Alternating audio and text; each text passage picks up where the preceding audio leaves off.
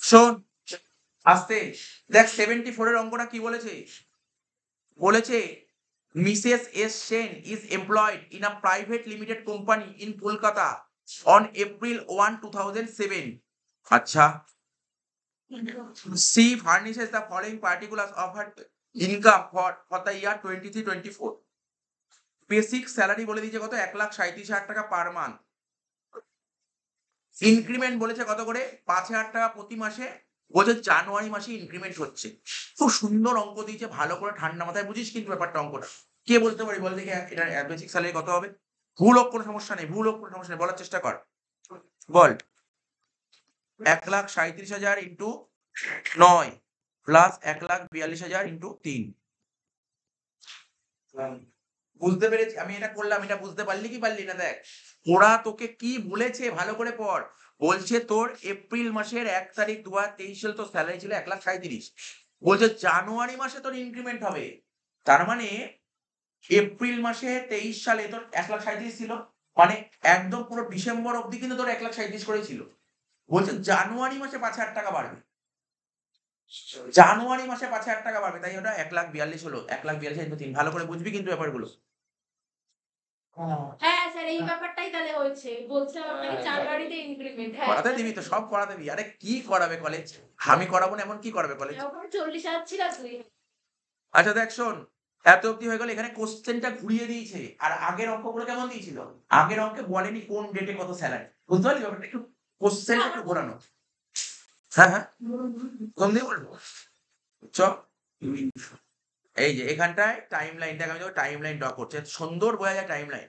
এটা time line, time line কত আমাদের 23-24। আমাদের প্রিভিয়াস ইয়ার 23-24 মানে শুরু হয়েছিল কবে, 1/4/23 থেকে 31-3-24। এটাই তো আমাদের প্রিভিয়াস ইয়ার। বলেছে এই তারিখে তো স্যালারি ছিল 1,37,000 এই তারিখ, আর ইনক্রিমেন্ট হচ্ছে কবে, জানুয়ারি মাসে। ধর এটা এটা জানুয়ারি মানে কত, 1/1/24। তার মানে এখানে ইনক্রিমেন্ট হচ্ছে 5,000 টাকা, মানে এখানে হচ্ছে 1,42,000। আর এই পিরিয়ড ছিল পুরো 1,37,000। এতদিন ধরে লাস্ট মান্থ চলছিল, তার জন্য ব্যাক পাইছি। আচ্ছা আরে কেন স্যার এই লাইনটা বললেই তো বোঝে অন 1 এপ্রিল কিন্তু ক্লিয়ার হয়ে যায় ডেটটা, এখান থেকেই তো এটা বোঝা গেল কি বললাম? বুঝেছিস তো? খুব সুন্দর অঙ্ক। আচ্ছা হয়ে গেল, বেসিক স্যালারি তো করে ফেলবো, অসুবিধা নেই। মানে ডেটটা ছিল না ওই জন্য বুঝতে আচ্ছা ডিএ, ডিএ কত বলেছে, 50% অফ বেসিক স্যালারি। ডিএ বলেছে কত, 50% অফ বেসিক স্যালারি। ঠিক আছে, এটা করে দেবো। সিটি কম্পেনসেশন আগের অঙ্কই করলাম, ফুললি ট্যাক্সেবল। একটা জিনিস তুই যতগুলো পেপারে যে আমি কোশ্চেন সেট করেছি না, তুই দেখবি অ্যালাউন্স গুলো কমন অ্যালাউন্স আছে। এবং আমি যে নোট দিয়েছি না, ফুললি ট্যাক্সেবল একদম কমন অ্যালাউন্স, এগুলো পরীক্ষায় আসে। ঠিক আছে তো? তারপর বলছে কি এন্টারটেনমেন্ট অ্যালাউন্স, বলতে পারবি কেউ এন্টারটেনমেন্ট অ্যালাউন্স কি ধরনের অ্যালাউন্সেস, ফুললি ট্যাক্সেবল নাকি partly taxable? Fully taxable. Entertainment allowance হচ্ছে fully taxable allowances, fully taxable allowances. Entertainment allowance যদি তুমি গভর্নমেন্ট এমপ্লয়ি হয় তখন পার্টলি হয়, যদি নন গভর্নমেন্ট হও, নন গভর্নমেন্ট হলে ফুললি ট্যাক্সেবল অ্যালাউন্সেস। ঠিক আছে তো? 2,000 টাকা প্রতি মাসে। এই ব্যাকেটে কি সব দিয়েছে আমি পড়বোই না, এটা দেখছি না, পড়ার ইচ্ছে হলো না। ব্যাকেটে কি দিয়েছে, বেকার কথা, ব্যাকেট ব্যাকেট পড়তেই নেই। এন্টারটেনমেন্ট অ্যালাউন্স ফুললি ট্যাক্সেবল হয়, ব্যাকেটে আমাকে যাতা দিক না, আমি অত সব কিছু দেখার দরকার নেই। কারণ আমরা তো জানি এন্টারটেনমেন্ট ফুললি ট্যাক্সেবল, তো ফুললি ট্যাক্সেবল মানে তো কোনো কিছু মাইনাস হয় না। 3 নম্বর পয়েন্ট কি বলেছে, আরএফএ। আরএফএ দিয়েছে, আগের অঙ্কটা কি করালাম, এইচআরে করালাম। এই অঙ্কটা আরএফএ করা আমার, আমি তো বলছি পরীক্ষায় হয় এইচআরে দেবে নাই আরএফএ দেবে, দিয়ে দিয়েছে এখানে আরএফএ। এফ নম্বর পয়েন্ট কি বলেছে, দুটো কার বলেছে। ঠিক আছে তো? একটা এটা বলবো কারের নিয়মটা, বলবো কারের নিয়মটা এফ। তারপর বলেছে কি দেখ, miss Sen and the employer both contribute 12% of basic salary, এটাও করো প্রভিডেন্ট ফান্ড। ঠিক আছে তো? এবার বলেছে কি প্রফেশনাল ট্যাক্স, এটাও বলবো, অঙ্ক করতে করতে বলবো। আমি কেন জানিস এই অঙ্কটা তোকে আমি বাড়িতে হোমওয়ার্কই দিতে পারতাম তোদের, কেন হোমওয়ার্ক দিলাম না, অন্য একটা কারণ, কারণটা বলছি, মনোযোগ সহকারে শুনবি, কথা বলিস না। ঠিক আছে তো? বলছে miss Sen has exercised option normal scheme of taxation. Normal scheme of taxation মানে তোকে, তুই আগে যে অঙ্কটা করলি বা আগের দিন যে দুটো অঙ্ক করালাম ওটা ছিল নরমাল স্কিম অফ ট্যাক্সেশন, মানে old regime. Normal scheme of taxation মানে হচ্ছে ওল্ড রেজিম। ঠিক আছে? এই যে দেখ ভালো করে শুনে রাখিস কাকে ওল্ড রেজিম বলে। এই যে 115 বাক ইজ নট অ্যাপ্লিকেবল, এটাকে বলা হয় ওল্ড রেজিম, লিখে রাখলাম পাশে, এটাকে বলা হয় ওল্ড রেজিম। আর তুই যতগুলো অঙ্ক করলি না, যতগুলো অঙ্ক করলি বাড়িতে, যতগুলো হোমওয়ার্ক করেছিস, আগে একটা অঙ্ক করালাম, আগের দিন আমরা কি করালাম? আগের দিন আমরা দুটো অঙ্ক করেছিলাম, সব ওল্ড রেজিম করেছিলাম, সব ওল্ড রেজিম। ঠিক আছে তো? আমি কি বলেছিলাম? তোর পরীক্ষায় এবছর এরকম কোয়েশ্চেন সেট করতে পারে। একটা অঙ্ক দিল, এরকমই অঙ্ক দিল। বলল ওল্ড রেজিম করার জন্য 12 নাম্বার। আর 3 নম্বর হচ্ছে নিউ রেজিম। নিউ রেজিম হলে তোমার অ্যান্সার কি? মানে ইয়ে ছোট হ্যাঁ, নিউ রেজিম হলে অ্যান্সারটা কি হতো? বলছে miss Sen has not exercised option for normal scheme of taxation section 115 বাক ইজ অ্যাপ্লিকেবল। নিউ রেজিম হলে কি হবে? ঠিক আছে? তাহলে তুই আগে ওল্ড রেজিম তো শিখলি। ওল্ড রেজিম তো করতে পারবি। নিউ রেজিম তো তোকে শেখাবো। ঠিক আছে তো? নিউ রেজিম শেখানোর আগে তোকে থিওরি পড়াবো। ঠিক আছে? নিউ রেজিমের থিওরি পড়াতে হবে। তারপর নিউ রেজিম করবো। আগে ওল্ড রেজিম ভালো করে কর। ওল্ড রেজিম কেমন জানিস? ওল্ড রেজিমে করবো অঙ্ক। পুরো ওল্ড রেজিম কর, তারপর নিউ রেজিম হবে। কারণ পরীক্ষায় ওল্ড রেজিম দেবে। পরীক্ষায় ওল্ড রেজিমই দেবে। ওল্ড রেজিমই পরীক্ষায় দেবে। এবার যদি মনে হয় কোশ্চেন সেট করতে পারে, নিউ রেজিম দিলেও দিতে পারে। কিন্তু ওল্ড নিউ দিলেও ওল্ড দেবে। পরীক্ষায় হয়তো ওল্ড নিউ দুটোই দেবে। শুধু নিউ 15 নাম্বার দেবে এটা কখনো আশা করবি না। আর নিউটি কি এর মধ্যে করতে হবে, ওল্ডের মধ্যে না আলাদা হবে? ওল্ড শেষ হবে, তারপর নতুন করে আবার দাগ কেটে করতে হবে। দাগ কাট রে প্রত্যেকে। রুপিসে দুটো ঘর কর। ও আচ্ছা, উপরে আগের অঙ্ক লেখাই না? লেখ। লেখ, আমি বলেছি লিখে নে। আমি লিখছি না, লেখ। কম্পিউটেশন অফ, লেখ কম্পিউটেশন অফ, লেখ computation of income from salary. লেখা প্র্যাকটিস করবি। Computation of income from salary. Computation of income from salary. ঠিক আছে তো? Of Miss S Sen. Of Miss S Sen লিখিস? Of Miss S Sen. লেখ আরেকটা এই অঙ্কটা। Of Miss S Sen. Computation of income from salary of Miss S Sen. ঠিক আছে তো? কমা দিয়ে লিখবি আর রেসিডেন্ট ইন্ডিভিজুয়াল। কমা দিয়ে লিখবি আর রেসিডেন্ট ইন্ডিভিজুয়াল। কমা দিয়ে লিখবি আর রেসিডেন্ট ইন্ডিভিজুয়াল। কমা দিয়ে লিখবি আর রেসিডেন্ট ইন্ডিভিজুয়াল। ঠিক আছে, লিখিস তো? তারপর লিখবি for the assessment year. For the assessment ইয়ার।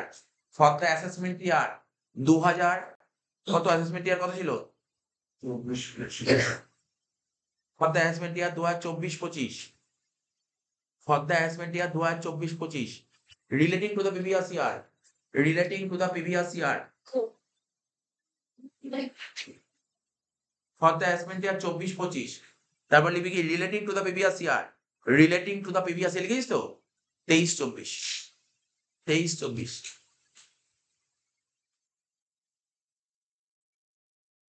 তোর অসুবিধা হলে বাড়িতে কয়েকটা পয়েন্ট, মানে আমি বলে দেবো এই এই জায়গাগুলো দেখলে তাহলে তুই এই অঙ্ক করতে খুব একটা অসুবিধা হবে না। কিছু কিছু পয়েন্ট আছে, সেগুলো তোকে ক্লিয়ার করতে হবে। কত নম্বর অঙ্ক করাচ্ছি বলতো? নাম্বারটা 74 নম্বর সাব। লেখ, প্রথমে লেখ বেসিক স্যালারি। ব্যাকেটে দেখা এখানে কি লিখলাম আমরা ওয়ার্কিংস এখানে। দাঁড়া, কি ছিল এখানে?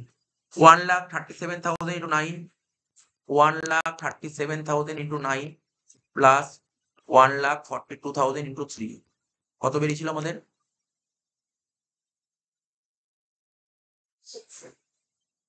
বল কত বেরিয়েছিল? 1659,000। ঠিক আছে, 1659,000। তারপর কি ছিল? ডিএ। ডিএ ছিল 50% অফ বেসিক স্যালারি। লিখতে হবে ডিএ। এখানে লিখ ডিএ। ব্র্যাকেটে লিখবি 1659,000 ইন্টু 50%। কত বেরোচ্ছে? 8 বল। এটা কম না, 8,29,500। নেক্সট কি বলেছে? City compensatory allowances 6,000 into 12 fully taxable. এটা কি আরএফএস স্যালারিতে আছে? হ্যাঁ, ঠিক আছে। City compensatory allowances. তুই বাড়ি থেকে কি করবে? এটা এই চারটা ভালো করে ক্লিয়ার কর। আর আজকে আরএফএ করাচ্ছে, আরএফএ ক্লিয়ার কর, তাহলে তুই মেন অঙ্ক করতে পারবি। এইগুলো আর সব পাঠানো আছে। স্যার একটা কথা বলো, মনিটারি পেমেন্ট মানে কি? মনিটারি পেমেন্ট মানে যেটা লিখে দেবে, এক্সট্রা কোনো ক্যাশ না।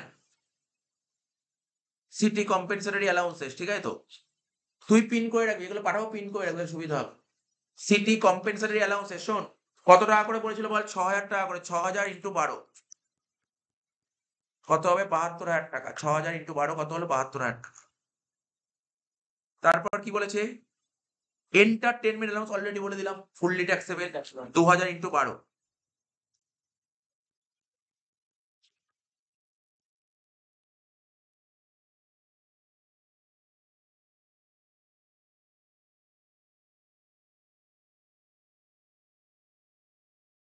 24,000 টাকা।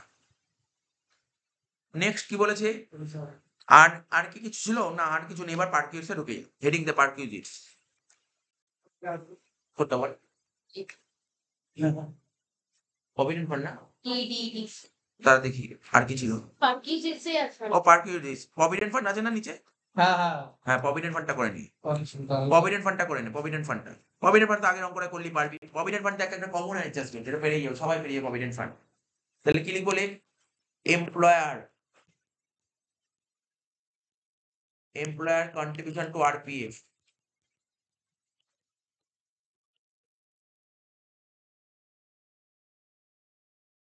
employer contribution to RPF in excess of 12% of salary.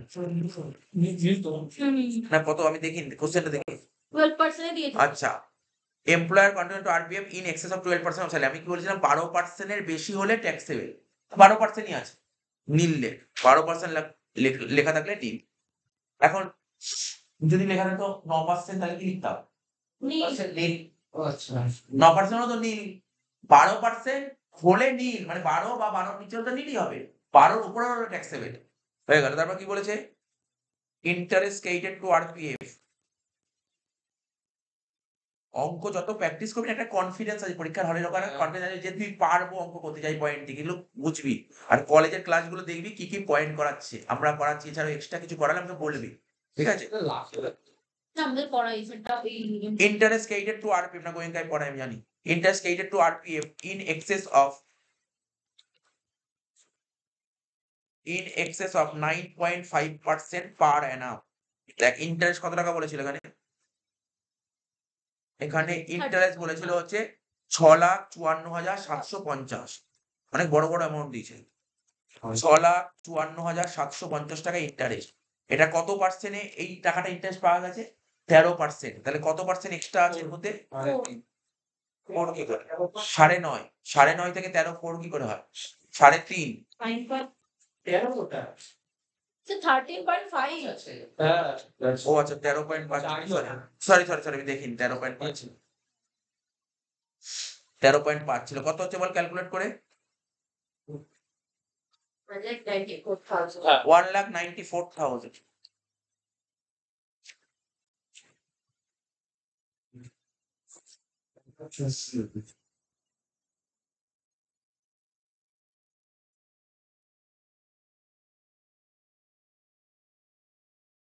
আচ্ছা, তাহলে কি কি পয়েন্ট হলো এখানে দেখি তো, রাইট মেরে দিই। আমাদের এ হয়ে গেছে, কত? 659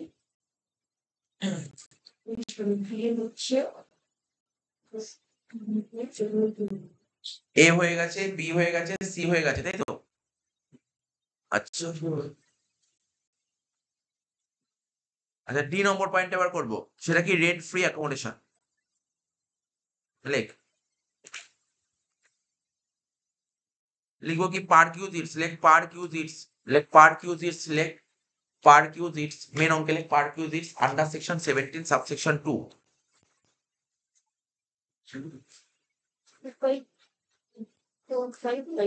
This is the perquisites under section 17 subsection 2. কোশ্চেনটা পড়ি এখানে কি বলেছে? কোনটা?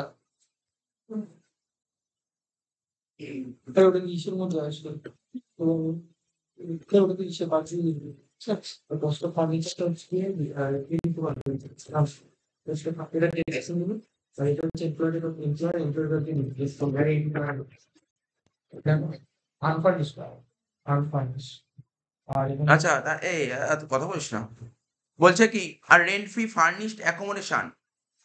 ফার্নিশড অ্যাকোমোডেশন মানে মানে আজকে যদি কোনো জায়গায় চাকরি করতে যায় আমাকে একটা থাকার জায়গার ব্যবস্থা করে দিতে হবে, এটা হচ্ছে অ্যাকোমোডেশন, থাকার জায়গার ব্যবস্থা করে দিয়েছে। আর ফার্নিশ মানে এমন একটা থাকার জায়গার ব্যবস্থা করে দিল যার মধ্যে ঘরে ফার্নিচার বসানো আছে, ঠিক আছে? ঘরে ফার্নিচার, এটাকে বলে ফার্নিচার দিলে তখন ফার্নিশ বলা হয়। বলছে আর rent free furnished accommodation in Kolkata is provided by the employer, মানে মালিক থাকার একটা জায়গার ব্যবস্থা করে দিচ্ছে, ঠিক আছে? থাকার জায়গার ব্যবস্থা করে দিচ্ছে ফার্নিশড। দ্য ফেয়ার রেন্ট বলছে 20,000 টাকা পার মান্থ। ফেয়ার রেন্ট ফাও দিচ্ছে, ফেয়ার রেন্টে কোনো ফাংশন নেই। ফেয়ার রেন্টের না বল, ফেয়ার রেন্ট মানে কোনো ফাংশন নেই। ফেয়ার রেন্ট মানে এটাই বলতে চাইছি যে মালিক তার বাড়িতে থাকতে দিচ্ছে, ঠিক আছে তো? মালিকের বাড়িতে থাকতে দিয়েছে। তো এবার মালিকের বাড়িতে থাকতে দিলে আমাদের যে রুলস অ্যান্ড রেগুলেশন গুলো আছে সেটা ফলো করতে হবে। দেখতে হবে কোন শহর? কলকাতা। কলকাতা কলকাতা শহর থাকলে কি নিয়ম কি বলেছে এগুলো সব দেখতে হবে, নোট করতে হবে ওয়ার্কিংস এ।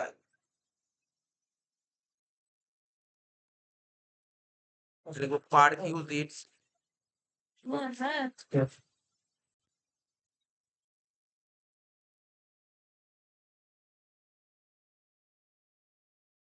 Under section 17 subsection 2। এখানে লিখবো কি রেন্ট ফ্রি, এখানে লিখবো রেন্ট ফ্রি, এখানে লিখবো রেন্ট ফ্রি ফার্নিশড অ্যাকোমোডেশন, এখানে লিখবো রেন্ট ফ্রি ফার্নিশড অ্যাকোমোডেশন,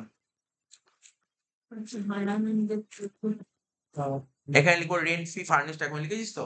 পার কিউ দিন আন্ডার সেকশন 17 সাবসেকশন 2 লিখলাম, লিখে লিখবি rent free furnished accommodation.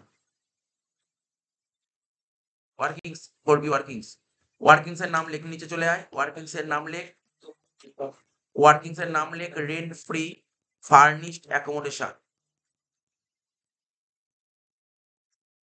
Workings এর নাম কি লিখবি? Rent free furnished accommodation. না আমি করাচ্ছি, রেন্ট ফ্রি ফার্নিশড অ্যাকোমোডেশন, ঠিক আছে তো? এই যে আমাদের যে রুল ছিল না, রুলটা দেখ, রুলটা কি হচ্ছে, কি বলেছিলাম? এপ্রিল মাস থেকে আগস্ট অব্দি একটা হবে, মানে এপ্রিল থেকে আগস্ট, এখানে লিখছি ডেটটা লিখছি, এপ্রিল, এপ্রিল কত 23 থেকে আগস্ট 23, কত মাস হচ্ছে এখানে? For 5 months, for 5 months. আরে এখানে তো রেন্ট ফ্রি এখন যখন করেছিলাম ওখানে দুটো রুল ছিল না, একটা ওল্ড রুল একটা নিউ রুল। তা ওল্ড রুল আর নিউ রুলের জন্য এটা বললাম। একটা ছিল ওল্ড রুল, মানে আগে একটা নিয়ম ছিল, কারণ আমাদের যে নিয়ম করা হয়েছিল আমাদের প্রিভিয়াস ইয়ার 23-24 আছে, সেখানে এপ্রিল মাস থেকে আগস্ট মাস অব্দি ওল্ড রুল অ্যাপ্লাই হবে, আর সেপ্টেম্বর থেকে মার্চ মাস অব্দি নিউ রুল অ্যাপ্লাই হবে। ঠিক আছে, ওটাই আর কি বলছি, ঠিক আছে তো? আগে কি নিয়ম ছিল? আগে কলকাতা, কলকাতা মানে মেট্রো শহর, মেট্রো শহর, মেট্রো শহরে যদি হয় তখন কি ছিল নিয়ম? 15%। আগে ছিল 15% আর এখন হয়েছে 10%। আগে 15 ছিল, এখন 10%। তাহলে এখানে কি লিখবো? 15% of salary, like 15% of salary. আগে ফরম্যাট সাজিয়ে নে, তাহলে অঙ্ক করতে সুবিধা হবে।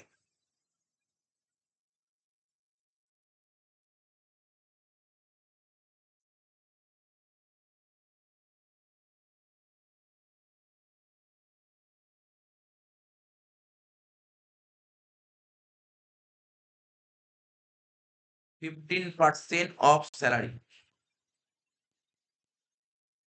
ঠিক আছে তো? পরে একটা অ্যামাউন্ট লিখবো, এখানটা বেরোবে, এখানে বেরোবে, ঠিক আছে তো? তারপর এই জন্য কি বলেছিলাম, আর এফ এ যখন অঙ্কগুলো করেছিলাম এই জন্য ভালো করে ক্লিয়ার করতে হবে। মেন অঙ্কে এগুলো ক্লিয়ার করা আছে, ওইগুলো আগে ক্লিয়ার করতে হবে। মেন অঙ্কে এইচ আর আর এফ এ ভালো করে ক্লিয়ার করে করতে হবে, ঠিক আছে তো? তারপর কি ছিল বল? সেপ্টেম্বর, সেপ্টেম্বর 23 থেকে বল মার্চ 24, এটাকে কি বলে? For 7 month. আর এটা কি করালাম? আমি বলেছিলাম একটা মালিকের বাড়িতে হতে পারে, একটা ভাড়া বাড়ি, এটা কিন্তু মালিকের নিজের বাড়ি, ফেয়ার রেন্ট বলেছে বলে মালিকের নিজের বাড়ি। তাহলে এখানে কি হবে? 10% of salary, like 10% of salary. এখানে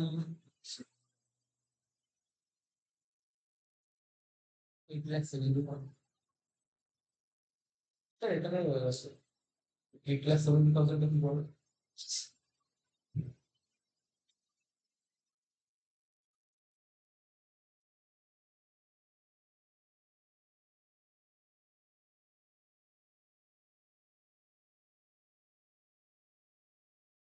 কোনটা?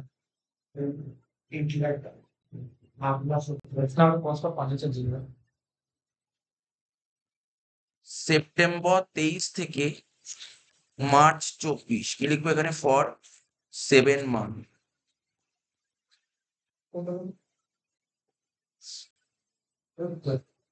এখানে লিখবো 10% অফ স্যালারি। তো ওয়েট করো, আমি তো পুরো অঙ্কটা যখন হাতে নিয়ে পুরো অঙ্কটাই নামাবো, ঠিক আছে তো? 15% অফ স্যালারি আর 10% অফ স্যালারি হয়ে গেল। এবার যোগ করে যে ভ্যালুটা বেরোবে তাকে বলা হয় ভ্যালু অফ আনফার্নিশড অ্যাকোমোডেশন।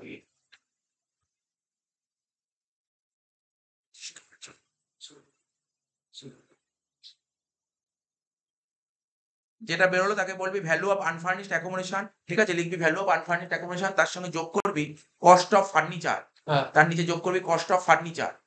এই ভ্যালুগুলো বলছি, আগে ফরম্যাট সাজিয়ে নিলাম। কস্ট অফ ফার্নিচার হবে, কস্ট অফ ফার্নিচার যোগ করে যে ভ্যালুটা বেরোবে তাকে বলা হবে কস্ট অফ ফার্নিচার। যোগ করবি, যোগ করে যে ভ্যালুটা বেরোবে তাকে বলা হয় ভ্যালু অফ ফার্নিশড অ্যাকোমোডেশন। 65,500 তো আসবে।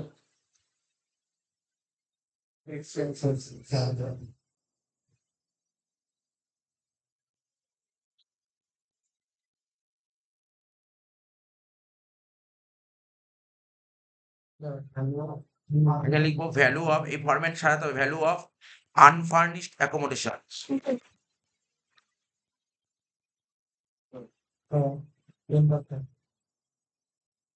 ঠিক আছে তো?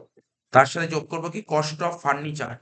বুঝছিস, এটা যে ফরম্যাট, বুঝতে পারলি? এটা যে এটা পুরো ফরম্যাট দিলাম, এই ফরম্যাটেই অঙ্ক নামাতে হবে। এটা হচ্ছে ফরম্যাট, এই ফরম্যাটটা ক্লিয়ার হতে হবে। Cost of furniture. এবার দেখ এখানে কোশ্চেনটা পর, ফার্নিচারটা তো পড়তে পারো। ফার্নিচারে দেখ তো কি বলেছে ফার্নিচার। এখানে ফার্নিচার দিয়েছে কি কিছু? হ্যাঁ দিয়েছে। হ্যাঁ স্যার দিয়েছে। বলছে কস্ট অফ ফার্নিশিং অ্যামাউন্ট 8,70,000 টাকা। ঠিক আছে, আচ্ছা খুব সুন্দর দিয়েছে 8,70,000 টাকা। তার 10% আসবে, তার 10% হবে 87,000 টাকা। কারণ যত টাকা ফার্নিচার থাকে তার 10% আসে। ঠিক আছে তো? আর একটা কথা, কখনো কখনো তোকে ঘাবড়ে দেবে। এই জিনিসটা কি ঘাবড়াতে পারে, এখানে যে ফার্নিচারে যেটা দেবে না তার কস্ট ডেপ্রিসিয়েশন 10% চাপানো হবে কস্টের উপর। কখনো কখনো কোশ্চেনে বলে দেবে রিটেন ডাউন ভ্যালু, ওটা কিন্তু আসবে না। এটা মাথায় রাখতে হবে, কস্টের উপর। এখানে রুলটা ওখানে লেখাও আছে নোটে, কস্ট অফ ফার্নিচার বলেছে, কস্ট অফ ফার্নিচার, ফার্নিচারের যে কস্ট তার উপর চাপানো হবে। ধর পরীক্ষার হলে দিয়ে দিল কস্ট অফ ফার্নিচারও দিয়ে দিল, আবার রিটেন ডাউন ভ্যালু দিয়ে দিল, তাহলে কস্টের উপর হবে, রিটেন ডাউন ভ্যালুর উপর হয় না। এটা মাথায় রাখতে হবে। তো এইগুলো তোকে মাথায় রাখতে হবে। আচ্ছা তাহলে আমি কি বললাম, এখানে 8,70,000 উপর 10% 87,000 হবে। এবার বলছে কি, এবার তার তো পয়েন্ট কিছু বলেনি। আচ্ছা এত অব্দি কর, তাহলে কত হলো এখানে 87,000 লিখে দে। কস্ট অফ ফার্নিচার 87,000 টোটাল করে দেবো। 8,70,000 উপর 10%, ওটা ভালো পয়েন্ট ছিল অঙ্কটা। এটা হচ্ছে ভ্যালু অফ ফার্নিশড অ্যাকোমোডেশন। সবসময় 10% আসবে, হয়তো something। হ্যাঁ এটা রুল, এটা রুল লেখা আছে, রুল। এই অঙ্কটা একটু ক্রিটিক্যাল হতে যাচ্ছে, ঠিক আছে তো? কারণ কি জানিস তো, যখনই আরএফ এর অঙ্ক দেবে না, যদি ইনক্রিমেন্ট দেয় আমার একটু টাফ হয়ে যাবে। ইনক্রিমেন্ট দিয়ে দিয়ে একটু গল্প হয়ে যাবে। এখানে ইনক্রিমেন্ট আছে, গল্প হয়ে যাবে। ঠিক আছে, এখানে ইনক্রিমেন্ট আছে, দেখ অঙ্কটাই ইনক্রিমেন্ট আছে না। ইনক্রিমেন্ট যদি এখানে ইনক্রিমেন্ট না থাকতো নর্মাল হতো। ইনক্রিমেন্ট দিয়েছে মানে দুটো আলাদা করতে হবে। এখানে দুটো আলাদা করতে হবে, স্যালারিটা আলাদা করতে হবে। Working square, working select salary, working select salary. ঠিক আছে, স্যালারি। এখানে কি লিখলাম, স্যালারিটা এরকম করবো 5 মান্থস করবো, 5 মান্থস করবো, আর এদিকে 7 মান্থস করবো। পুরো নিয়ে করলে সেম বেরোবে নাকি? না আলাদা বেরোবে, সমস্যা হবে। স্যালারি 5 মান্থস করবো আর 7 মান্থস করবো। ঠিক আছে তো? তুই যেটা আগের দিন যেগুলো করেছিলি একটু মুখে বলছিস শুনে নে। তো তোর ধর স্যালারি বের করলি, সাপোজ ধর স্যালারি 1,00,000 টাকা বেরিয়ে গেছে। সুন্দর করে ক্যালকুলেশন যেমন আগে শিখেছিস, বেসিক ডিএ অফ অ্যালাউন্স সব নিয়ে 1,00,000 টাকা বেরোলো। তখন 1,00,000 টাকা 5 মাসে 7 মাস করে দিবি। এখানে এরকম হবে না। যখনই ইনক্রিমেন্ট দেবে তখন তোকে আলাদা করে দেবো। 5 মাস আলাদা করবি, 7 মাস আলাদা করবি। তুই বললি না আমি স্যালারি বের করি না, প্রপোর্শন করে দেবো 5/12 7/12 হবে না, ভুল অ্যান্সার বেরোবে। এটা বলে দিলাম, পরের বার দেখা হয়েছে এটা ভুল অ্যান্সার বেরোবে। কারণ না, তুই দেখ প্রথম 5 মাসে একরকমের স্যালারি ছিল, 7 মাসে একরকম স্যালারি ছিল, কি করে হবে? হবে না, আলাদা হবে। এটা মাথায় রাখতে হবে কিন্তু, এটা মাথায় রাখতে হবে। কিন্তু মাথা খাটানোর চেষ্টা করিস না যে সময় বাঁচানোর জন্য করবো, ওরকম হবে না কিন্তু। রুল ফলো করতে হবে। যদি ইনক্রিমেন্ট থাকে তখন 5 মাস 7 মাস আলাদা করতে হবে, আর যদি ইনক্রিমেন্ট না থাকে তুই একবারে করে দে, কোনো সমস্যা নেই। আচ্ছা তাহলে প্রথমে লেখ বেসিক স্যালারি, প্রথমে লেখ বেসিক স্যালারি। একটু ঠান্ডা মাথায় আস্তে আস্তে করবি, এই অঙ্ক বললে একটু টাফ হয়, এই অঙ্কগুলো একটু টাফ হয় ইনক্রিমেন্ট দিয়ে দিলে। তাহলে বল বেসিক স্যালারি কত করেছিল, প্রথমে দেখ তো।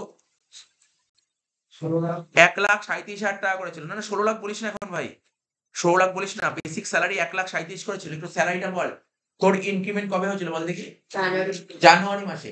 আমার কথাটা মনোযোগ সহকারে শোন, মনোযোগ সহকারে শোন। এপ্রিল থেকে আগস্ট অব্দি তোর স্যালারি কত করেছিল বল? 1,37,000 করেছিল, তাই তো? তাহলে কি লিখবো, 1,37,000, ঠিক আছে, ইন্টু কত হবে 5, বল কত হচ্ছে? 6,85,000 5 মাসের ঘরে। বুঝতে পারছিস তো? একটু বুঝতে হবে, ঠান্ডা মাথায় বুঝতে হবে। এখন একটু টাফ হবে কিন্তু বলছি, আগে বলছি টাফ হবে। ঠান্ডা মাথায় বুঝতে হবে 1,37,000 ইন্টু 5 হয়ে গেল তো 6,85,000। এবার 7 মাসের কেস বলবো, বল দেখি কে বলতো ওই 7 মাসের কেসে কত হবে? 1,37,000 ইন্টু 4 হবে প্লাস আর কিছু 1,42,000 ইন্টু 3 কি বললাম বুঝতে পারছিস তো? করে বল কত হচ্ছে?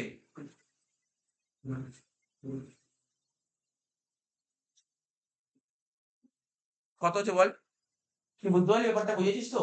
9,70,000 যখনই বাড়িতে অঙ্ক করবি ভালো করে শুনে নে, যদি ইনক্রিমেন্টের অঙ্ক দেয় আর যদি আরএফ এ থাকে খুব সাবধান হয়ে যাবি। আগে থাকতে বলে দিচ্ছি, কি বললাম শোন, যদি অঙ্কে আরএফ এর অঙ্ক দেয় ইনক্রিমেন্ট যদি থাকে অঙ্ক করার সময় সাবধান হয়ে যাবি, আগেই সাবধান হয়ে যাবি। কত হচ্ছে বলি? 9,74,000 হয়ে গেল। ওরকমই দিয়েছিল স্যার 9,70,000 ওই যে বললাম, যদি তোমার কোশ্চেনে যদি ইনক্রিমেন্টের অঙ্ক দেয় আর যদি আরএফ এ করতে দেয় সেক্ষেত্রে আগেই সাবধান হয়ে যাবি, না তোমাকে আলাদা আলাদা করে করতে হবে 5 মাস। এবার তোর স্যালারি কত ছিল? এপ্রিল থেকে ডিসেম্বর অব্দি 1,37,000 ছিল। তাহলে এপ্রিল থেকে আগস্ট কত? 1,37,000। তাহলে সেপ্টেম্বর অক্টোবর নভেম্বর ডিসেম্বর কত ছিল? 1,37,000 ছিল। সুতরাং ঠান্ডা মাথায় তোকে বুঝতে হবে। আচ্ছা, তারপর কি ছিল? ডিএ। ডিএ কত ছিল? ডিএ ডিএ কি কোশ্চেনে বলেছিল ফর্মিং নট ফর্মিং কিছু বলেছিল? তাহলে তাহলে তোর ইচ্ছা, ডিএ কত বলেছিল বল? 50%। কিন্তু কোনো ব্যাপার নেই, এর উপর 50% চাপিয়ে দাও। 6,85,000 50% কত হচ্ছে? আর ওটা 9,74,000 উপর 50% কত হচ্ছে? 4,87,000 ডিএ হয়ে গেল। আর কি ছিল? সিটি কম্পেনসেটরি অ্যালাউন্স, সিসিএ লিখে দিলাম। সিসিএ পরীক্ষায় তোরা কিন্তু সিসিএ লিখবি না কিন্তু, সিটি কম্পেনসেটরি অ্যালাউন্সেস, ঠিক আছে তো? সিটি কম্পেনসেটরি অ্যালাউন্সেস কি বলেছিল কোশ্চেনে পর? কত? 6,000 পার মান্থ। তাহলে এটা 30,000 হবে, এটাও 30,000 হবে, আর ওটা 42,000 হবে। আর কি অ্যালাউন্স ছিল? এন্টারটেনমেন্ট অ্যালাউন্সেস, ইএ লিখলাম। এন্টারটেনমেন্ট অ্যালাউন্সেস কত করে ছিল? 2,000 টাকা পার মান্থ। 10,000 টাকা প্রথম। তাহলে এটা 10,000 টাকা আর এটা 14,000 টাকা। আমি বললাম এই অঙ্কটা বাড়ি থেকে একবার করিস, বাড়িতে এই অঙ্কটা বাড়ি থেকে একবার করিস কিন্তু। টোটাল করে দেবো? একটা ভালো কথা বললো, আগের ক্লাসটা বলেছিলাম রেন্ট ফ্রি অ্যাকোমোডেশন যখন তুমি করবে তোমার সব আইটেম নিয়ে নেবে, বেসিক স্যালারি নেবে, যত রকমের অ্যালাউন্স সব রকমের অ্যালাউন্স নেবে, কমিশন নেবে, বোনাস নেবে, ব্যাস। 6,000 এটাও সেম। লেখ, এটা 50%। শোন না, 6,85,000 যোগ 3,42,500 যোগ 30,000 10 40,000 কত হচ্ছে? 10,67,500 টাকা। এদিক কত হচ্ছে? 9,74,000 যোগ 4,87,000 42 আর 14 56,000 কত হচ্ছে? 15,17,000। তাহলে হয়ে গেল স্যালারি। একটা বেরোলো 10,67,500 আর একটা বেরোলো 15,17,000। ব্যাস, তার কোনো সমস্যা নেই।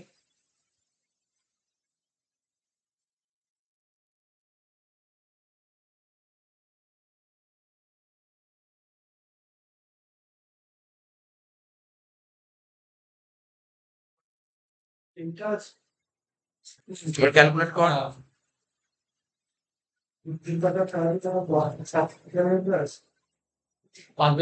এই কত না? আর 5 বার করবো কেন? 10,67,500 এখানে লেখ 10,67,500 ইন্টু 15%। 10,67,500 ইন্টু 15% কত? 160125। 160125 160125 160125 বুঝতে পারলি তো? 7 মাসে কত হবে? 15,17,000। এখানে লেখ 15,17,000 ইন্টু 10% কত হচ্ছে? 1,51,700 টাকা। কত হচ্ছে? 3,11,825 যোগ করে দে। যোগ 87,000 কত হচ্ছে? 3,98,825 টাকা। পুরো সমান কমপ্লিট আছে? কত? এই অ্যামাউন্টটা বেরিয়ে যাবে, অ্যামাউন্টটা একটু দেখে নিচ্ছি গুগলে। কত হলো? 3,98,825 ওখানে বসিয়ে দেয়। কস্ট অফ ফান্ডটা যোগ করেছেন? হ্যাঁ, যোগ করে। এখানে লেখ 3,98,825। তাহলে বুঝতে পারলি এটার জন্য কতটা মানে বললাম না কমপ্লিকেট ছিল জায়গাটা, এটা কিন্তু কমপ্লিকেট ছিল। আমি একবার আউটারে পাঠিয়ে দিলাম। তাহলে আমাদের কোন পয়েন্ট হলো টি পয়েন্টটা পুরো কমপ্লিট হয়নি এখনো, এর মধ্যে আবার ভিতরে কিছু ঢুকিয়ে দিয়েছে দেখ।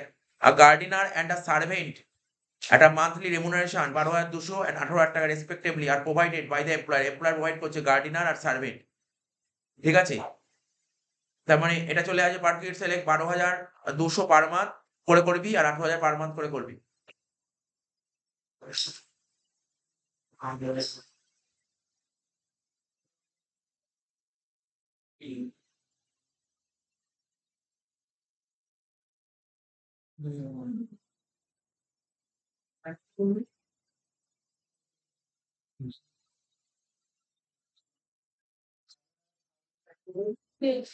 18,000 ইন্টু,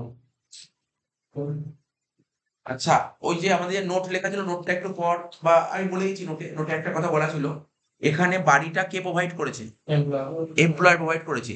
বাড়ি যদি এমপ্লয়ার প্রোভাইড করে সেক্ষেত্রে গার্ডিনার স্যালারি আর লাস্টে পয়েন্ট ছিল 62,500 expenses of 62,500 have been incurred by the employer for the maintenance of the garden attached to such accommodation।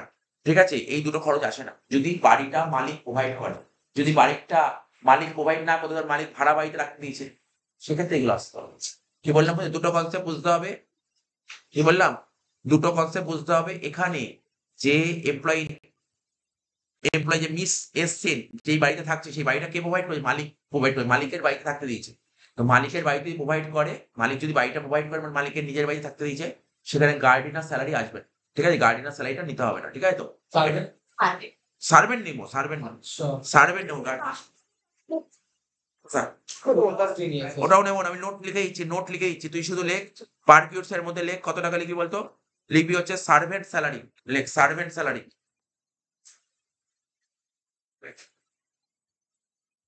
এই পয়েন্টটা এক জায়গায় সুন্দর করে নোট করে রাখবি। কি বললাম বলতে পারবি? কি বললাম?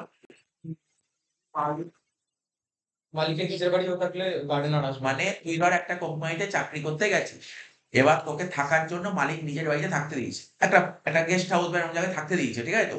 এবার সেই বাড়িটা মালিকের পুরোপুরি নিজের, সেখানে যে গার্ডেনার স্যালারি বা গার্ডেনটা মেনটেন্স হবে এর জন্য খরচাটা হলে এটা কার জন্য হচ্ছে? এটা মালিকের জন্যই তো হচ্ছে। তোর তো কোনো কাজ নেই এখানে, এখানে তোর তো কোনো বেনিফিট নেই। গার্ডেনটা তোর তো কোনো তোর দরকার নেই, গার্ডেন কোনো বেনিফিট নেই। এটা পুরো মালিকের, ঠিক আছে তো? মালিকের গার্ডেন, মালিক সুন্দর করে পরিচর্যা করছে, ঠিক আছে তো? তাহলে এর জন্য যেটা হবে, ঠিক আছে, এটা কিন্তু পুরোপুরি, এটা কিন্তু পার পিসের মধ্যে আসবে না, কারণ এটা এমপ্লয়ি কোনো বেনিফিট হচ্ছে, ঠিক আছে তো? যদি এটা ভাড়া বাড়ি হতো তাহলে কিন্তু এমপ্লয়ি বেনিফিট দিতাম না। একটা ভাড়া বাড়ি হলে মালিক লেখাবো নোট লেখাবো, আগে বুঝতে হবে নোটটা লেখার আগে বোঝ। এটা যদি তুই যদি ভাড়া বাড়িতে যদি তোকে মালিক যদি একটা একটা বাড়ি দেখে দিল, না তুমি এই বাড়িতে ভাড়া থাকো, আর ভাড়াটা আমি প্রোভাইড করে দেবো, সেক্ষেত্রে এমপ্লয়ির কথাই ভাবা হবে, ঠিক আছে তো? তো নোটটা লেখাবো তার আগে সার্ভেন্ট, সার্ভেন্ট কত করেছিল বল? 18,000 ইন্টু 12 কত টাকা? 2,16,000। নোট লিখতে বলি তাই তো? নোট নিচে যা নোটটা অঙ্কের মধ্যে নোটটা লিখতে হবে। পার মান্থ বলেছে তো? হ্যাঁ, মান্থলি দেওয়া যায়। মান্থলি বলেছে। 2,16,000 লেখ, এই নোট লেখ, লেখ as the accommodation is owned by the employer, লেখ নোট লেখ, নোট লেখ as the accommodation is owned by the employer,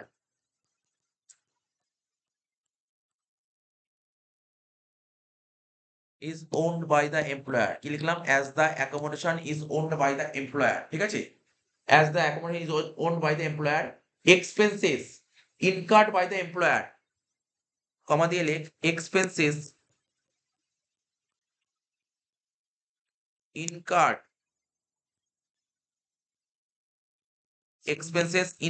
by the employer,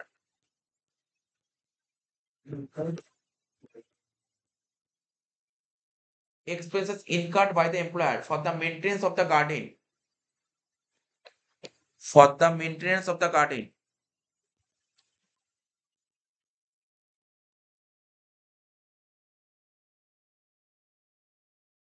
ঠিক আছে?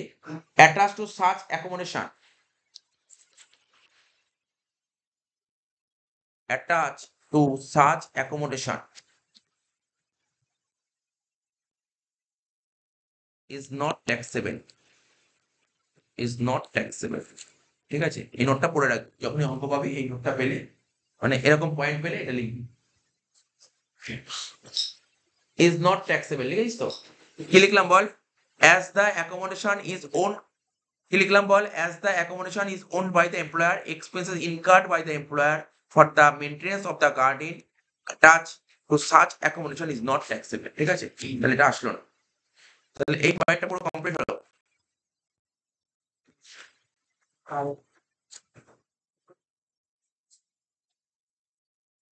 এবার কারের পয়েন্টটা বলবো, জি পয়েন্টটা হয়ে গেছে তোর। হ্যাঁ আচ্ছা, তারপর ছোট আর কিছু হবে না।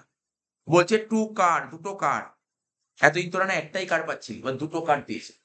দুটো কার দিলে কি হবে? দুটো কার দিয়েছে, একটা 1200 সিসি ক্যাপাসিটি আর একটা 1800 সিসি ক্যাপাসিটি, আর প্রোভাইডেড বাই দ্য এমপ্লয়ার। ঠিক আছে, তো তো কার্ডটা এমপ্লয়ার প্রোভাইড করেছে এবং কার্ডটা ইউজ করা হবে both purpose, official private works. Enter expenses for running and maintaining the car including driver salary amounting to rupees 5,17,500 আর 3,78,200 respectively, are borne by the employer, মানে গাড়ির পেছনে খরচাও মালিক করছে। দ্য কস্ট অফ অ্যাবাভ, গাড়ির খরচা কত? 18,70,000 আর 21,72,000। এরকম অঙ্কের ক্ষেত্রে বুঝেছি, এটা নিয়মটা বলে দিচ্ছি। ঠিক আছে, তোকে মালিক দুটো গাড়ি প্রোভাইড করেছে, দুটো গাড়ির ক্যাপাসিটি বলে দিয়েছে, দুটো গাড়ির পেছনে যে খরচা হবে মালিক করে দিয়েছে। ঠিক আছে, তো তাহলে তুই বলবি এরকম, তো তুই নিয়ম বলবি এরকম কেসের ক্ষেত্রে দুটো গাড়ির ক্ষেত্রে একটা গাড়ি, দুটো গাড়ি তার বোথ পারপাস ইউজ করতে পারে না, ভালো করে বুঝবি। তাহলে এক মনে করা হবে একটা গাড়ি প্রাইভেট পারপাস ইউজ করা হচ্ছে আর একটা গাড়ি বোথ পারপাস ইউজ করা হচ্ছে। বোথ, ঠিক আছে, একটা বোথ। নোটটাকে লিখে নে, তারপর নোট লিখে নে, নোটটা বলছি লিখে নে।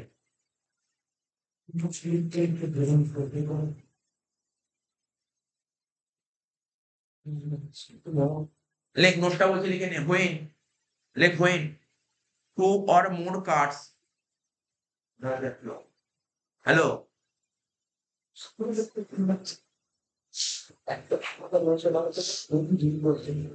হ্যালো, হ্যাঁ বল, পড়লাম ছেড়ে দে।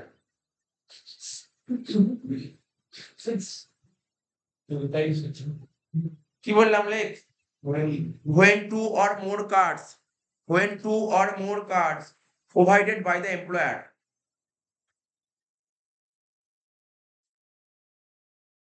when two or more card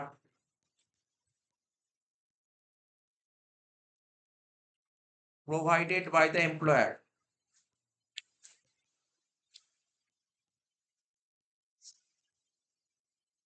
two or more cards provided by the employer are used by the employee, are used by the employee, are used by the employee, ঠিক আছে, তো both for official and private works, both for official and private work, official and private works, full stop। হ্যাঁ ঠিক আছে, তো তাহলে এই লাইনটার মানে দেখ কি বলছে, when two or more cars provided by the employer, দুটো বা তার বেশি গাড়ি যদি মালিক প্রোভাইড করে, কেন? এমপ্লয়িকে ইউজ করার জন্য, কি পারপাসে ইউজ করে? Both for official and private works. ঠিক আছে, লিখেছিস তো? ফুল স্টপ দে। Like one such car is to be treated as such, one such car, ঠিক আছে, is to be treated, is to be treated, বলছি ট্রিট করছিস, is to be treated as such. এইটুকু লাইনটা মানে বল কি বলছে? বলছে যে দুটো গাড়ি তো তোকে মালিক প্রোভাইড করেছে বোথ পারপাসে ইউজ করার জন্য, বোথ পারপাসে ইউজ করছিস, সেক্ষেত্রে একটা গাড়ি বোথ পারপাসে ইউজ করি, তাই লিখেছি one such car is to be treated as such. বুঝতে পারলি? তাহলে ওই পারপাসে ইউজ করি বোথ পারপাসে, তাহলে আরেকটা গাড়ি কি হবে? প্রাইভেট পারপাস, এটাই আর কি লিখছি। and other car, and other car are to be valued,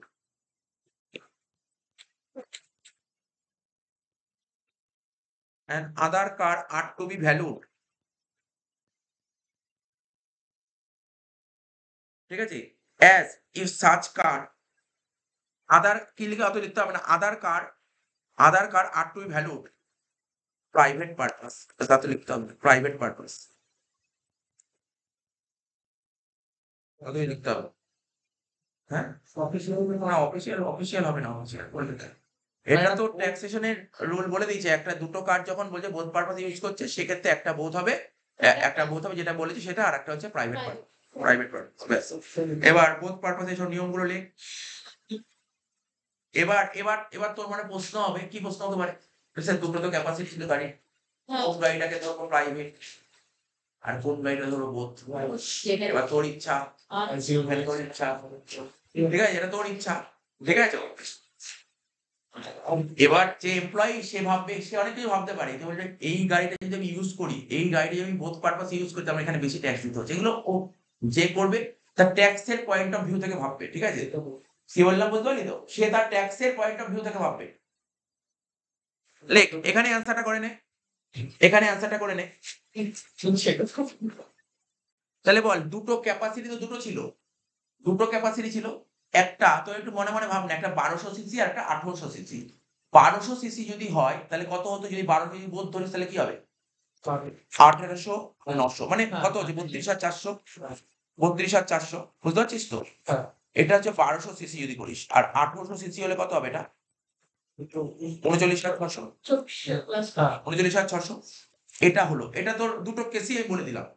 আর একটা কেস যদি দুটোই যে প্রাইভেট ধরিস তাহলে কি হবে? আমি কি বলছি, তুই অ্যাজ আ এমপ্লয়ি, তুই অ্যাজ আ ট্যাক্স পেয়ার, তুই ভাববি আমি কোথায়, আমি কোনটাকে চুজ করবো, হয় যেখানে আমার ট্যাক্স কম আছে সেটাই চুজ করবো, পরীক্ষায় ভাবতে হবে না, আমি তোকে বললাম, ঠিক আছে তো, পরীক্ষায় দুটো দেবে না, পরীক্ষায় একটাই দেবে, দুটো দেবে না, ঠিক আছে তো, তাহলে কি বললাম বুঝতে পারলি তো, 1200 সিসি হলে মানে আমরা নিয়মটা বললাম, এটা বোথের নিয়ম বললাম, বোথ, আর এটাই যদি প্রাইভেট হতো তাহলে রুল কি ছিল, প্রাইভেটের রুল দেখ নোটে লেখানো ছিল, কি লেখা ছিল, হ্যাঁ বল, না ওটা আলাদা 10% করা হচ্ছে এমপ্লয়ি খরচা করে। আচ্ছা দেখ এখানে কি বলছে, সেখানে দেখতে হবে যে গাড়ির মূল্য কত ছিল বল, 1200 সিসির গাড়ির দাম কত ছিল, 1200 সিসির গাড়ির দাম কত ছিল, যে 1200 সিসি ছিল সেক্ষেত্রে গাড়ির দামটা কত ছিল, তো 5 লাখ, না নিচে দেখ, ও 18,70,000, 18,70,000, তাহলে সেক্ষেত্রে 10% হতো 1,87,000, আর ওটা হলে কত হতো, হ্যাঁ 2,17,500 হবে যদি 2,17,500, ঠিক আছে, কি বলছিস, ক্লাস অফ মেইনটেইন গাড়ি ছিল, যেটা গাড়ি ছিল তার 10% ছিল, যে বুঝতে পারছিস তো, প্রাইভেট হ্যাঁ, নিয়ম কি স্যার। ছিল বল, প্রাইভেটের নিয়ম কি ছিল, মালিক যে তোকে গাড়িটা প্রোভাইড করে সেই গাড়িটাতে একটা দাম আছে, তিনটে দাম লেখা আছে, তার 10% আসে, দেখ নোট লেখা ছিল, plus running and maintenance expenses বলে একটা লেখা ছিল, রানিং এন্ড মেইনটেনেন্স এক্সপেন্স কত টাকা ছিল, রানিং এন্ড মেইনটেনেন্স এক্সপেন্স কত টাকা ছিল বল, 5,17,500, হ্যাঁ তারপরটা 3,78,200, 5,17,500 আর 3,78,200, 3,78,200, আর তো কিছু ছিল না, না আর তো কিছু ছিল না, ব্যাস দুটো যোগ কর, এটা যোগ কর, এটা যোগ কর, দেখ কোনটা কি হচ্ছে, ড্রাইভার ড্রাইভার তো ছিল না, ড্রাইভারের স্যালারি তো বলেনি, এই তো না ইনক্লুডিং বলে দিন, ড্রাইভার স্যালারি এখানে লিখে দেয়নি, আমি কি করে নেব, 1,87,000 প্লাস 5,17,500 কত হচ্ছে, এটা হচ্ছে 7,04,500, আর এটা 2,17,500 প্লাস 3,78,200 কত হচ্ছে 5,95,700, দেখ তুই তো নিজে বুঝতে পারবি, ধর তোকে ট্যাক্স তুই কোনটাকে চুজ করবি বল, তুই কোনটাকে চুজ করবি, বলি না স্যার তুই 1800 টাকা কি ধরবি, তুই 1800 টাকা কি ধরবি বল, এই 1800 সিসি আছে না, 1800 সিসি কে কি ধরবি, তুই প্রাইভেট ধরবি নাকি বোথ ধরবি, বোথ ধরবি, কারণ এখানে ট্যাক্স কম দিতে হচ্ছে, না কেন এখানে আবার এখানে ট্যাক্স বেশি দিতে যায়, বোঝ ব্যাপারটা, এখানে না দেখ না বোঝ, এখানে ট্যাক্স কত হচ্ছে, এখানে দেখ এটার ট্যাক্স হচ্ছে 5 লাখ, ট্যাক্স 7 লাখ, তুই কোনটাকে চুজ করবি, 5 লাখ, 5 লাখ টাকা চুজ, 7 লাখ কেন চুজ করবি, তাহলে 1800 সিসি কে ধরবি হচ্ছে বোথ, 1800 সিসি কে ধরবি প্রাইভেট, আর হচ্ছে ওটাকে ধরবি, আচ্ছা বুঝলি? একটা করলেই হবে, এটা কোনো ব্যাপার না, তুই এখানে যা খুশি করতে পারিস, এখানে তুই যে কোনো একটা গাড়িকে প্রাইভেট ধর, যে কোনো একটা গাড়িকে বোথ ধর, কোনো সমস্যা নেই, এটা আমি বললাম, এটা যে ট্যাক্স দেবে গভর্নমেন্টকে প্রথম বছর দেখে নিলে এই খরচা হচ্ছে, পরের বছর থেকে স্কিমটা চেঞ্জ করে, ঠিক আছে তো, তাহলে গল্পটা বুঝতে পারলি তো, তাহলে এবার ওয়ার্কিংসটা কর, তাহলে কি করবো বল, আমি এখানে লিখেছি, তোর এটা টুকে নে, তাহলে আমরা কি ধরবো বল, আমরা বল বোধ কোনটাকে ধরবো, এই বল বোধ কোনটাকে ধরবো বল, হ্যাঁ সবাই যেটা করবি আমি সেটাই লিখছি। ওই 1200 হ্যাঁ 1200ই ধর না। আচ্ছা বোধ 1200 তাই তো, সবাই লেখ, সবাই তাই লিখবি, যেটা লিখবি সবাই তাই করবি, বোধ 1200 সিসি। হ্যাঁ আর প্রাইভেট লিখবি কত, প্রাইভেট 1800 সিসি, প্রাইভেট ধরবি 1800 সিসি। তাহলে বোথের অ্যান্সারটা কত হবে, বোথ হলে অ্যান্সার কত হবে দেখ, বোধ 1200 সিসি ধরেছে, তাহলে কত 32,400, কি করে দেখিয়ে দে, 1800 প্লাস 900 ইন্টু 12, 32,400, ঠিক আছে। আর প্রাইভেট পারপাস 1800 সিসি ধরেছিস, কত 1800 সিসি হলে, এই এটা দেখি যে কি করে হলো, পরের বার বলবি বুঝতে পারলাম না, তাই না। কত ছিল বলতো গাড়ির দাম, 21,75,000, তাই তো, 21,75,000-এর উপর 10% প্লাস খরচা কত করেছিল, 3,78,200, টোটাল কর, টোটাল করে কত হয়েছিল, 5,95,700 টাকা। কোনো ডাউট থাকলে জিজ্ঞাসা করবি অবশ্যই, দরকার হলে পরে করবো অন্য জিনিস। কি বলবো? 18,70,000 টাকা ছিল 1200 সিসির গাড়ির দাম। সেটা শুন। এইটা এই পয়েন্টটা স্টার মেয়ে রাখতে হবে, এই পয়েন্টটা স্টার মেয়ে রাখতে হবে। যদি কখনো কঠিন অঙ্ক দেয় তার চেয়ে এটাই দিয়ে দেবে, এর চেয়ে কঠিন তো দিতে পারে না। 700 আসলে ওটা কোন অ্যামাউন্টটা 378 গ্লোবাল কোনটা বল, ওই যে 378 ওই যে গাড়ির জন্য খরচা করেছে, আচ্ছা আচ্ছা আচ্ছা আচ্ছা টোটাল কত হচ্ছে, এই অঙ্কটাই পুরো ইম্পর্টেন্ট। হ্যাঁ এই অঙ্কটাই পুরো ইম্পর্টেন্ট। 9,19,700, টোটাল হলো কত, 9,19,700, লেখ ওখানে, লেখ গাড়ি লিখবি 9,19,700, লেখ ওখানে, লেখ পার্কিটসে লেখ, করেছিস তো টোটাল। এই যে 3,24,000, ও সরি 32,400 ছিল, সরি 32,400 যোগ 5,95,700 কত হচ্ছে, 6,28,100।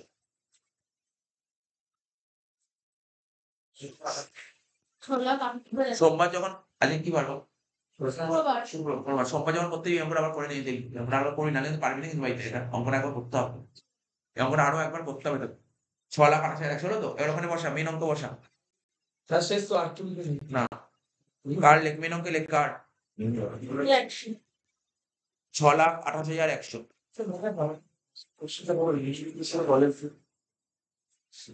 ভালো করেছি কার কত লিখলাম, 6,28,100 লিখে দিলাম, হ্যাঁ টোটাল করে 3টে টোটাল করে বাইরে ঘরে পাঠা, না এই 3টে টোটাল করে পাঠা, পার্কিটস বাইরে পাঠা, 3,98,825 প্লাস 2,16,000 প্লাস 6,28,100 কত হচ্ছে, 12,42,925 টোটাল কর, টোটাল কত পুরো প্রথম দিয়ে 4,21,425 এরকম বেড়ে সব মিলিয়ে। 4 লাখ কি করে, এটা তো 12 লাখ এমনি বেরিয়ে গেছে, 4 লাখে তো কোনো প্রশ্নই উঠছে না, 40,21,425, সবাই একবার করে নি কিন্তু, এটা যেটা বেরোলো তাকে বলে গ্রস ইনকাম ফ্রম স্যালারি, লে gross income from salary, 40,21,425 minus দিয়ে লেখ ডিডাকশন আন্ডার সেকশন 16, কি লিখবো, প্রথমে লিখবো স্ট্যান্ডার্ড ডিডাকশন, কত 50,000 টাকা, আর কি প্রফেশনাল ট্যাক্স কত ছিল বল, 200 পার মান্থ মানে 2,400 টাকা, 52,400 টাকা বাদ দিয়ে বল, 40,21,425 মাইনাস 52,400 টাকা কত হলো, 39,69,25 টাকা, এটা হলো ইনকাম অফ স্যালারি। কেন কি ভুল লিখেছে কেন? হ্যাঁ মালিক তো প্রফেশনাল আর কেটে তো গভর্নমেন্ট হয়ে যেত। হ্যাঁ ঠিক বেতনটাই তো লিখেছে 2,400। আচ্ছা কি হলো, এত হলো তো, এখানে কেন আসবে? ও তো কাটবে দিচ্ছে তো। ও স্যার ওর এই একটা প্রবলেম হচ্ছে, ওই যে তুই deducted by the salary professional tax. এই যে এখানে বলছে প্রফেশনাল ট্যাক্স 200 টাকা per month is deducted by the employer from her salary, তুই চাকরি করতে গেছিস, তোর চাকরি যত মাইনা পেয়েছি মাইনা থেকে তোর মালিক 200 টাকা করে কাটছে। মালিক কেটে ফোন আচ্ছা এখানে বলে deducted by the employer, deducted by the employer. তাহলে এটা তুই 1 নম্বর কোশ্চেনের অ্যান্সারটা দিলি, ঠিক আছে তো? এবার 2 নম্বর কোশ্চেনের অ্যান্সারটা দিতে হবে। তাড়াতাড়ি করেনি আলট্রা হচ্ছে সেটা ওই ছবিটা এখানে হয়ে যাবে আচ্ছা এই আইফোন রেকর্ডিং এর কথা বলিস না কেউ। যাচ্ছিল বলে এন্টারটেনমেন্টের কমপ্লিট কি এন্টারটেনমেন্টে বলেছিল স্ট্যান্ডার্ড ডিডাকশন করছিল না একটা আরেকটা ডিপ্রেশন এন্টারটেনমেন্ট অ্যালাউন্স ওটা লিখতে হবে না। এন্টারটেনমেন্ট অ্যালাউন্স কখন তুই গভর্নমেন্ট এমপ্লয়ি হয় তখন লিখতে হবে। মন পাবো এবার তোরা তোদের বইতে নোট দিয়েছিল, নোটটা করতে হবে। বইয়ের স্যালারি নোট যায়, স্যালারি দেয়, নোট আগে করতে হবে, না তুই ওটা করবি কি করে?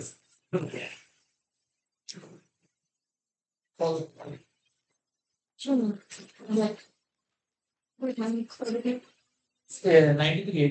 93 পাতা, 93 পাতা পড়বি, 93 পাতা। চলে আয় পেজ নাম্বার 93 তে আসবি।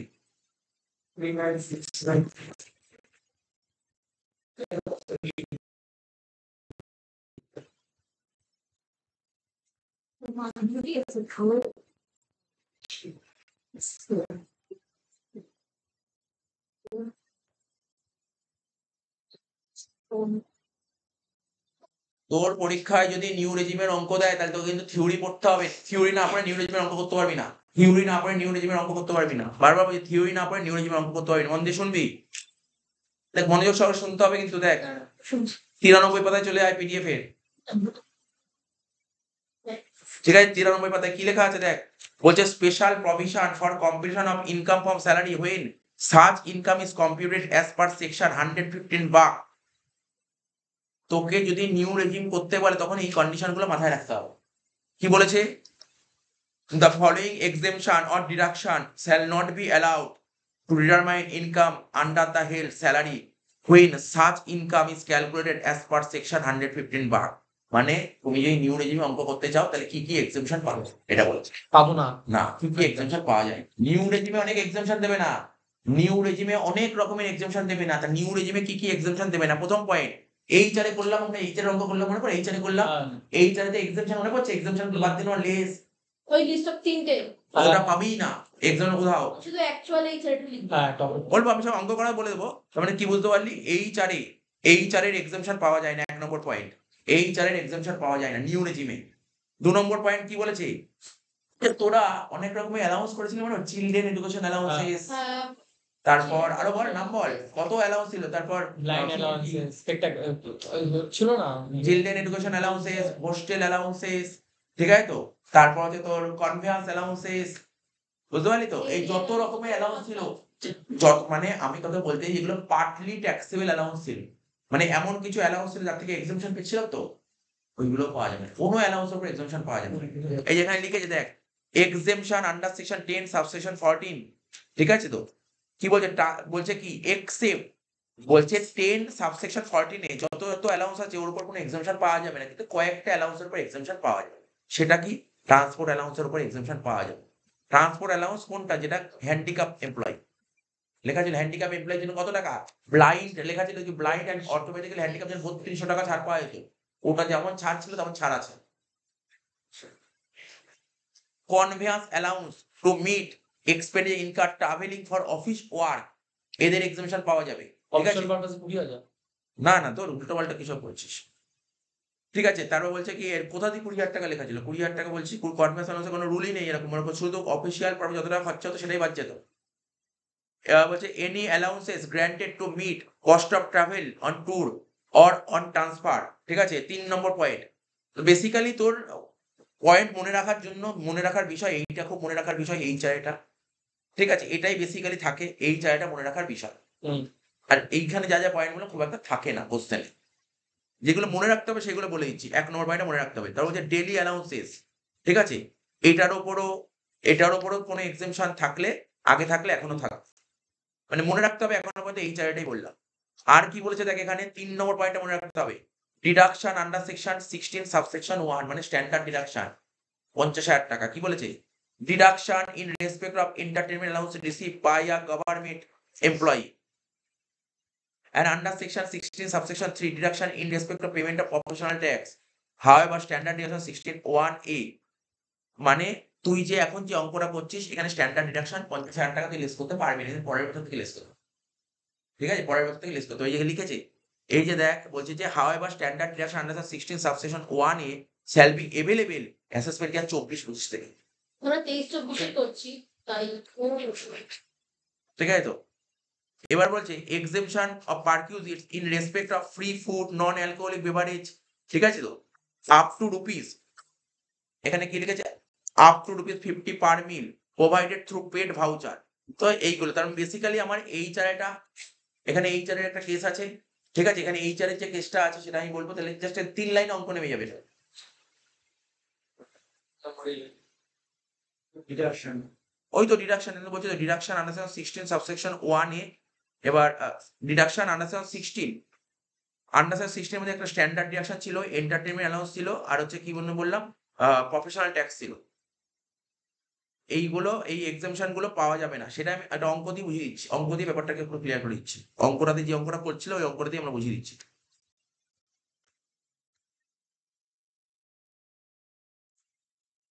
তো তোমাকে ছিল স্যার 134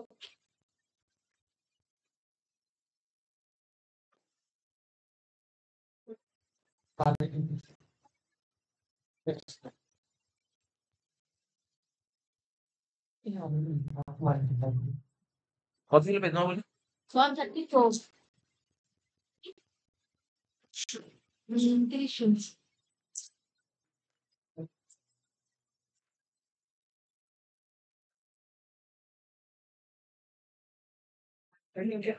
30 চলে আসে হ্যাঁ কোথায়? চলে আসে ও আছে ওখানে লিখলে না? হ্যাঁ, আমি আগে তাই করতাম।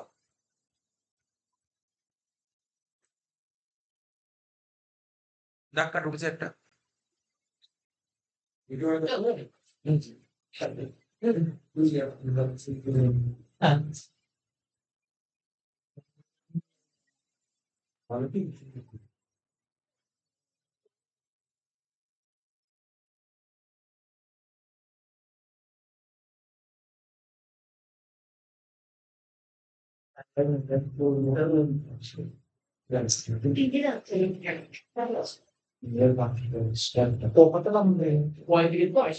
ছোট্ট হাফ পাতা।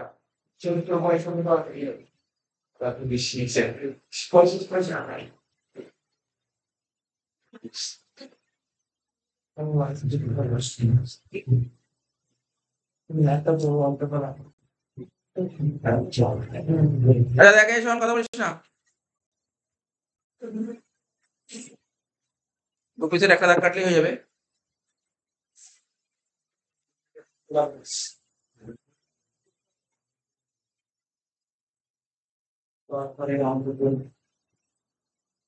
তো দেখ এই অঙ্কটাই বল, প্রথমে বল বেসিক স্যালারি। এই শোন, বেসিক স্যালারি কত ছিল বল? এই অঙ্কটা যে অঙ্কটা করছিলি, আরে দেখে দেখে বসা, অ্যামাউন্ট গুলো দেখে দেখে বসান দা।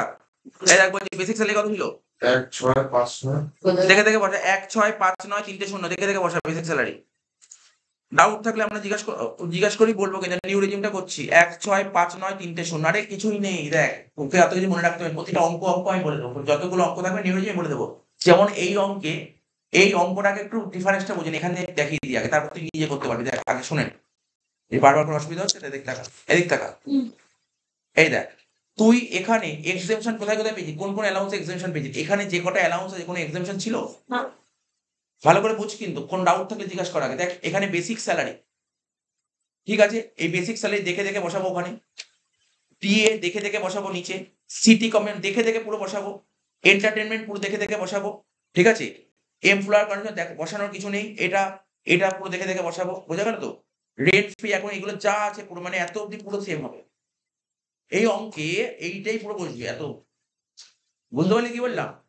এইবার ডিডাকশন দেখ কি বললাম, ডিডাকশন স্ট্যান্ডার্ড ডিডাকশনটা ওখানে একটা লেখা ছিল, কথাটা যে তোরা নোট করছিলি না, তোরা বললি যে ওখানে বলেছে না ওখানে দেখ ভালো করে দেখ, অ্যাসেসমেন্ট ইয়ার 24-25 লেখা ছিল, অ্যাসেসমেন্ট ইয়ার 24-25 থেকে অ্যাপ্লিকেবল। অ্যাসেসমেন্ট ইয়ার 24-25 থেকে অ্যাপ্লিকেবল। আমাদের অ্যাসেসমেন্ট ইয়ার কত? 24 তাহলে কি অ্যাসেসমেন্ট ইয়ার 24 বলেছে, তাই তো? তাহলে স্ট্যান্ডার্ড ডিডাকশন 50,000 টাকা তুই নিবি, ঠিক আছে? তুই কোনটা করবি না, প্রফেশনাল ট্যাক্স নিবি না, প্রফেশনাল ট্যাক্সটা নিবি না, ব্যাস। পুরো মানে মোট কথা এই যে এইটা থেকে কোথায় গেল, এই যে এইটা থেকে এইটা বাদ দিলে অঙ্ক শেষ হলো, ঠিক আছে? না না না, এটা করে রাখ, পরীক্ষা দিতে পারি এগুলো না, কোনো সকাল হবে না, দেখে দেখে পড়াতে কতক্ষণ সকাল হবে?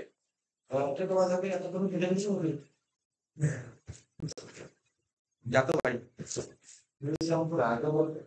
বেসিক স্যালারি কত লিখলাম? 16,59,000। তারপর কি বলেছে বল?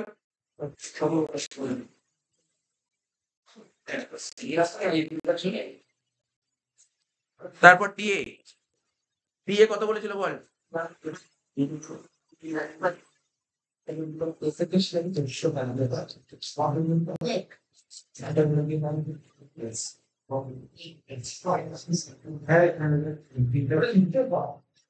প্রিন্টটা দেখে হ্যাঁ বলতো বেসিক স্যালারি পর টিএ কত ছিল?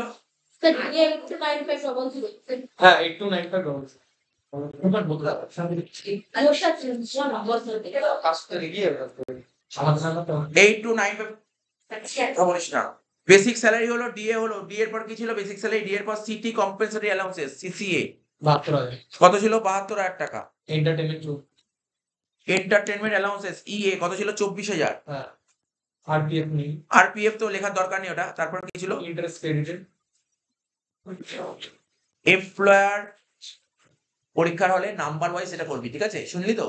ধর সাপোজ তোর পরীক্ষায় এই অঙ্কটা 13 নম্বর দিয়েছিল, ওল্ড করতে, নিউ করতে 2 দিয়েছিল, তাহলে এগুলো করবিই না। তাহলে কি করব? তখন লাস্টে এক লাইন লিখে টোটাল যেটা বেরিয়েছিল ওর সঙ্গে প্রফেশনাল ট্যাক্স যোগ করে দে, ও বুঝতে পারলি?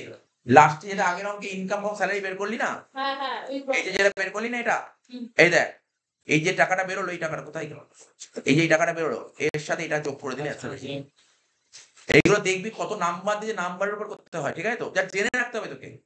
কি লিখলাম বল? এমপ্লয়ার কন্ট্রিবিউশন টু আরপিএফ, প্রতিটা অঙ্ক করার চেষ্টা করবি এগুলো। কত ছিল? নীল। তারপর লিখবো কি? ইন্টারেস্ট ক্রেডিটেড টু আরপিএফ কত টাকা ছিল?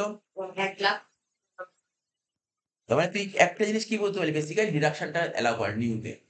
ওল্ড আর নিউ সেমই হয়, শুধু নিউতে ডিডাকশন গুলো দেয়। তারপর কি ছিল বল? পার্ক ইউজেস বলে হেডিং দে।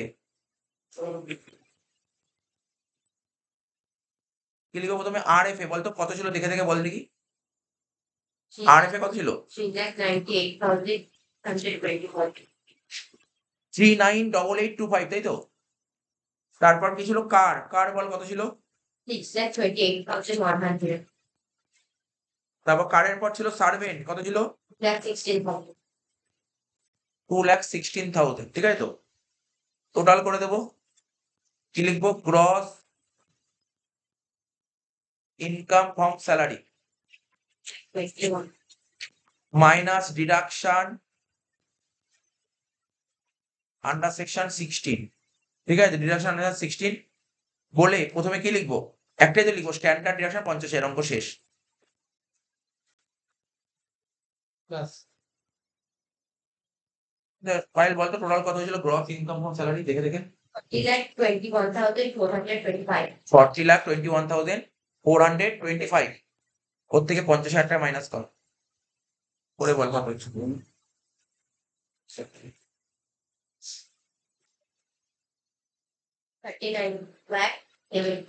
39,71,425, হ্যাঁ। এটাকে বলে ইনকাম ফ্রম স্যালারি।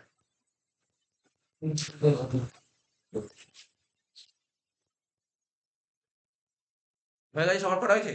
হ্যাঁ। এক লাইন লেখ নিচে, অঙ্ক শেষে এক লাইন লেখ, প্যারা চেঞ্জ করে লেখ। লেখ হয়েছে? প্রত্যেকের এক লাইন লেখ, তাহলে অঙ্ক শেষ। লেখ ইফ, লেখ ইফ মিস এস সেন, লেখ ইফ হ্যাঁ miss S Sen does not excise, does not excise, does not excise option for normal scheme of taxation, option for normal scheme of taxation. Normal scheme of taxation. ঠিক আছে তো ব্র্যাকেটে লিখবি section 115 BSc 115 BSc মানে 115 বাক is applicable. Bracket Bracketing. Bracket close. She will not be entitled. Bracket শেষ করে she will not, like she will not be entitled. She will not be entitled. ঠিক আছে তো to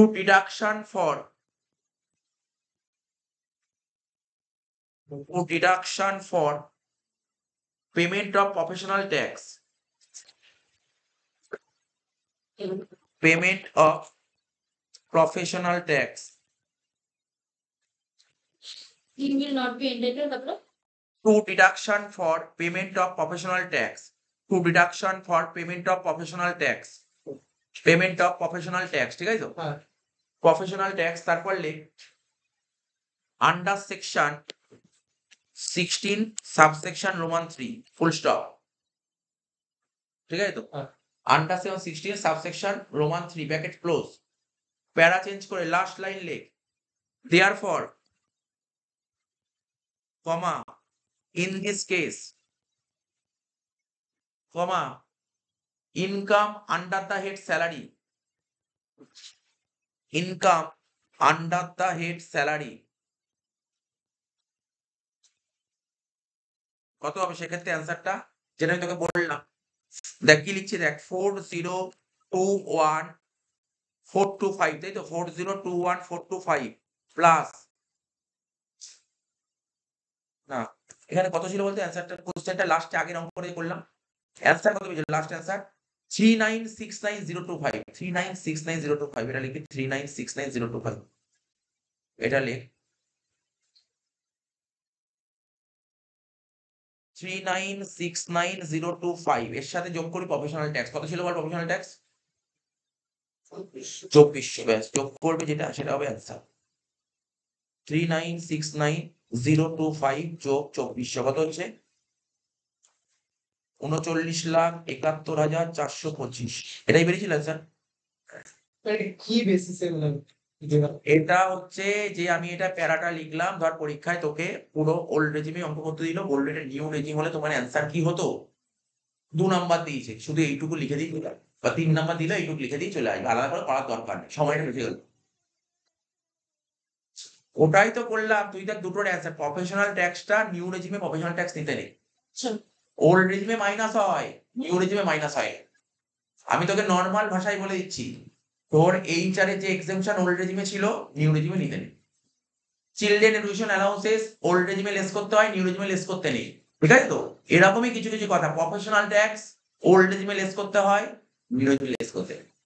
এটাই হয়েছে তুই যত করবি তত ক্লিয়ারিটি আসবে এখানে করে দিলাম এটা বুঝতে পারলি লাস্টে কি লিখলাম হ্যাঁ ওটা স্যার এটা কেন বার করলাম আমরা এইটুকু অ্যাড করলাম না আরে ভাই এটাই তো আমি এতক্ষণ ধরে বললাম ধর পরীক্ষায় তোকে এত বড় করব আমার পরীক্ষায় ধর এটা ধর আসতে 2 নম্বর দিয়েছে নিউ রেজিম হলে অ্যান্সার কত হবে আমি ফালতু 2 নম্বর লেখা 2 নম্বরের জন্য এতটা বড় করব তখন আমি ডাইরেক্ট এই অ্যান্সারটাও করে দিতে পারি ডাইরেক্ট এই অ্যান্সারটা করে দিই কি বললাম বুঝতে পারছি ডাইরেক্ট এই অ্যান্সারটা করে দিতে পারি